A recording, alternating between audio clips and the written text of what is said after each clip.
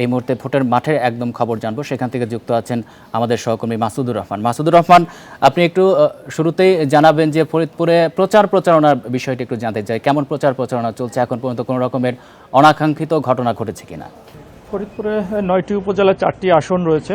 প্রতীক বরাদ্দের পর থেকেই সব আসনগুলোতেই প্রতিদ্বন্দ্বী প্রার্থীরা যার যার প্রচারণা শুরু করেছে। ভোটের যে দিন যত কাছে আসছে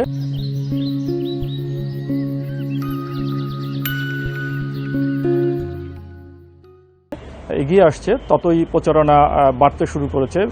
মাইকিং, গণসংযোগ এবং যে মিছিল, এই কার্যক্রমগুলো চলছে।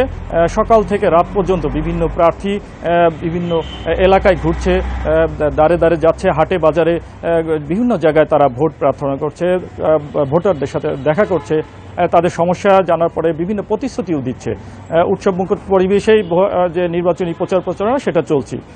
এখনো পর্যন্ত কোনো অনাকাঙ্ক্ষিত ঘটনা ফরিদপুরের এই 4টি আসনে ঘটেনি। যেমনটি বলছিলেন যে ফরিদপুরে 4টি আসন, সেই 4টি আসনেই মূল প্রতিদ্বন্দ্বিতা আসলে বিএনপি এবং জামাত সমর্থিত জামাতের সাথেই হবে।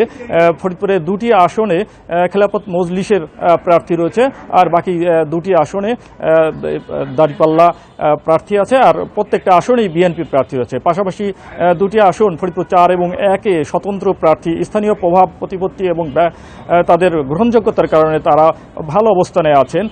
অর্থাৎ ফরিদপুরের এই 12ই ফেব্রুয়ারি ত্রয়োদশ জাতীয় সংসদ নির্বাচন উপলক্ষে প্রশাসনের পক্ষ থেকে সব ধরনের ব্যবস্থা গ্রহণ করা হচ্ছে।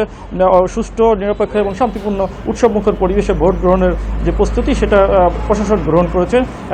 প্রচারণায় ব্যস্ত সময় পার করছে। উৎসবমুখর পরিবেশেই ফরিদপুরে ভোট সম্পূর্ণ হবে বলে আশা করছেন সকলে। এটাই ছিল ফরিদপুরের নির্বাচনের সর্বশেষ অবস্থা।